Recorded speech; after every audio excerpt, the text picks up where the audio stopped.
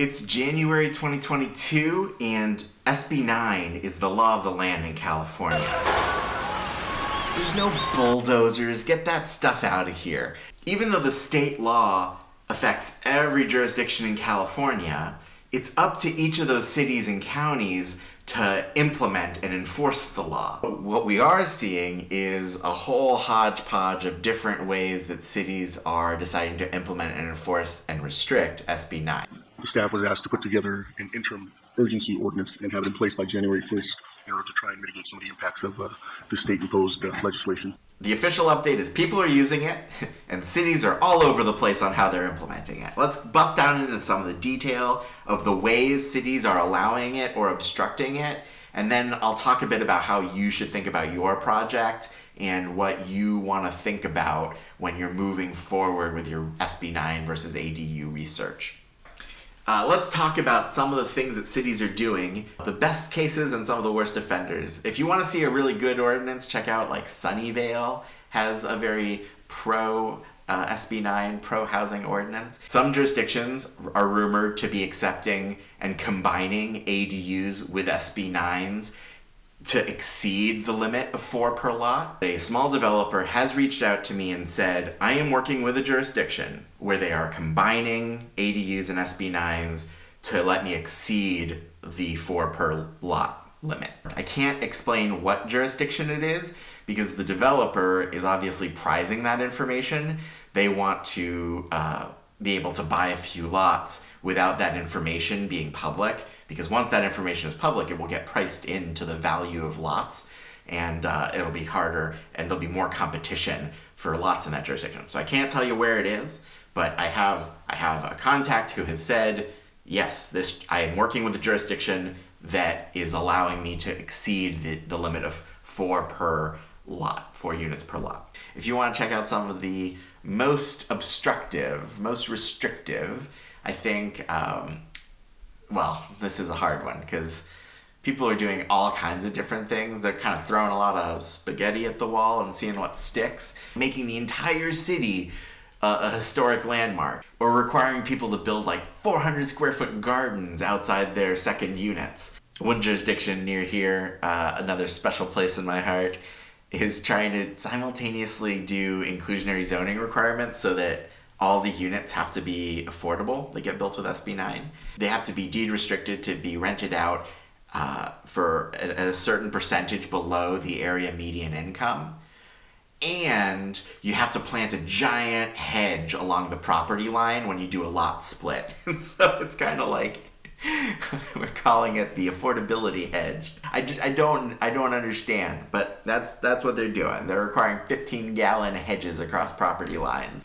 I think on the whole, you kind of see everything across the board. And so it's kind of, we're going to go through a list of all the different ways that cities are obstructing this stuff, and then we can talk about your strategy and like what you should do. Okay, let's talk about some of the different ways that cities are restricting SB9. At YIMBY Law, it's an organization that's kind of cataloging all the ways that jurisdictions are finding to restrict SB9. And some of those restrictions are normal enforcement restrictions. Others kind of fall into these 5 buckets, which are sort of yellow flags or red flags for the legal team there. So one thing that they look out for is new restrictions on setbacks or building envelopes, floor area ratios that only apply to SB9 units. So the idea behind the law is that the extra unit you build with SB9 should follow the same rules as the underlying zoning for the main house.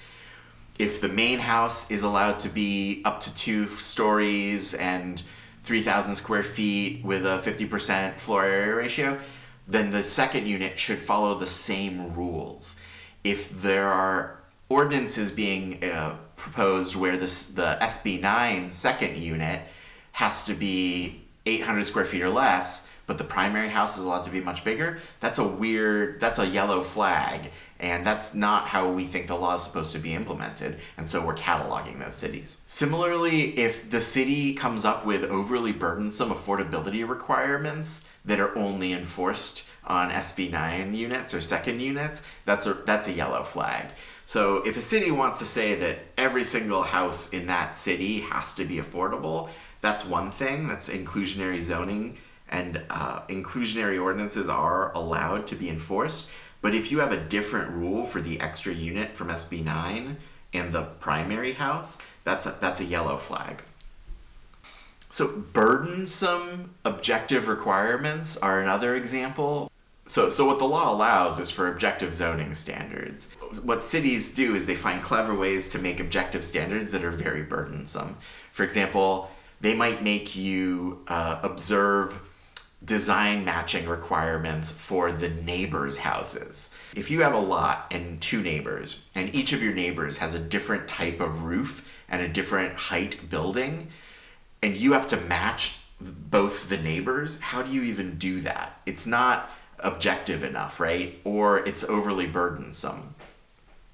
You can also find cities where they're requiring you to install a 400 square foot garden or a large 14-gallon hedge along the entire property line where you're doing the lot split. You might find cities requiring a very large street access, larger than they would normally require for a primary residence.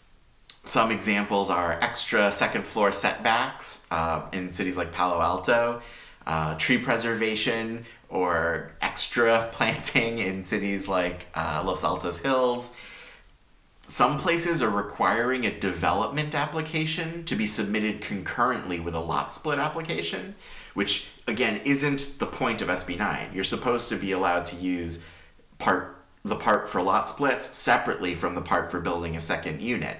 So it should be allowed to just ask for a lot split without permitting the development on that second part. And cities are kind of cleverly finding ways to put burdensome demands that would restrict an otherwise easy process. And then we've got kind of a bucket of brand new requirements that even we're impressed by. Some cities are requiring you to hire a historian. Some cities are trying to embed owner occupancy requirements beyond what's allowed for in the law. Some places are kind of building the building code standards into the design standards and planning applications, which is... And then maybe the most creative and the most effective is excluding lots completely based on their zoning eligibility. So if your lot is zoned for one single family residence and meets a bunch of other requirements, then it is eligible for SB9. If your lot is zoned so that it can have 2 units on it that could be conveyed separately, then it is no longer eligible for SB9. SB9 only applies to single-family zoned residential lots that can only build one house on them, broadly speaking. So if your lot is zoned in a way that you could build a big primary house and a small second home, some cities like Solano Beach are saying that makes you ineligible for SB9. Other cities like Sunnyvale, I think, are saying, oh no, actually, even though you can build a small second one, you're still eligible for SB9. And that difference is going to matter a lot because actually out of all these obstruction tactics, I think upzoning is one of the most powerful ways that cities can bring back some local control to these second residences. You know, if a city wanted to take a whole tract of lots and say, all of these single family residential lots are now eligible for duplexes, then it instantly removes them from SB9 eligibility while giving the city the ability to put in lots of rules about what the second unit can be, how big the second unit can be, how affordable the second unit has to be, whether the second unit has to respect certain setbacks. And so I think, that's probably one where if cities are really genuinely interested in allowing for second units, but want to do it in a more regulated way with more local control, that's probably the option that more cities are going to start pursuing. Once it becomes clear that you can't have separate rules for the SB9 second units and the primary units, I think most cities are going to give up affordability and inclusionary requirements. I think most cities are going to give up the notion of making the entire city a historic district because that has a lot of strings attached to it. On the other hand, I think cities are going to be interested in upzoning a lot of the single-family residentially zoned lots so that they can become ineligible for SB9, and the city can start regulating those second units a little bit differently. That'll lead to another round of legislation and some back and forth between the local and state level, but I think that that's a much smarter pursuit. If you're wondering whether your jurisdiction is going to come out against this, there's a really easy way to guess, which is when SB9 was up for vote on the state level, cities wrote in and said that they opposed it. And so if your city opposed it, here's a list of the cities that opposed it when it was legislation that still had to be passed. And if your city's on that opposed list, there's a pretty good chance that they are currently trying to figure out ways to mitigate the impacts of SB9 usage. If your city is not on that list, I'd say there's a fairly good chance that they're indifferent and just plan on enforcing it in good faith and need more clarity from the HCD on how exactly to implement all these rules.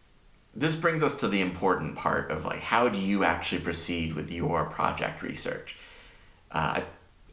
In a nutshell, if your goal is to just build a second unit on your property, ADUs are a really tried and true path.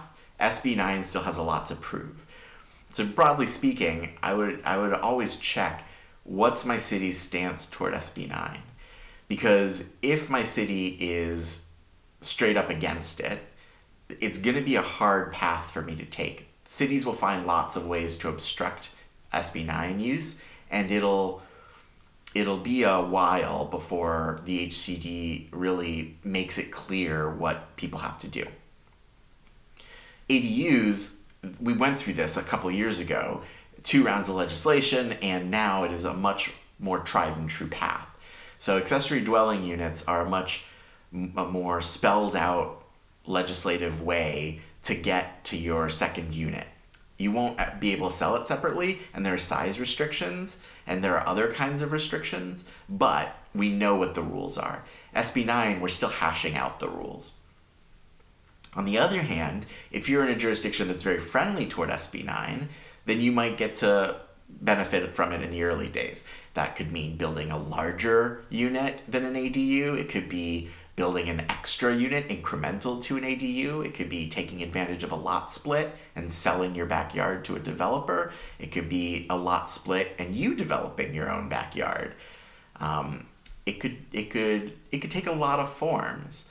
On the other hand, most of us are going to fall into cities where we're not really sure what the rules are yet. And if you're in a hurry, ADUs are probably the fastest way to go. So I think I try, I say this all the time, but I'm not a lawyer. I don't have a fiduciary responsibility to anybody in the audience, so this is for general information only. But the way I would approach an SB9 project is that if I know I want to do the SB9 project, if I'm 90% sure I want to do it, then I would start the process and figure out a way to apply before the city comes up with an ordinance. Forge ahead with a good team of professionals and figure out what you can do before the city comes out with an ordinance. Because if the city comes out with an ordinance that's super restrictive, you might lose out. You might have a lot more burdens to carry in your project. Whereas if you come out before that ordinance comes out, then your application might get grandfathered in, right?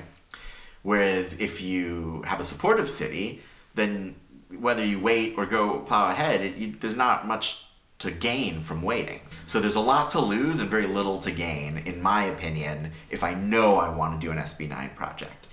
On the other hand, if I'm trying to weigh an SB9 versus an ADU or versus no project at all, that's a harder decision to make.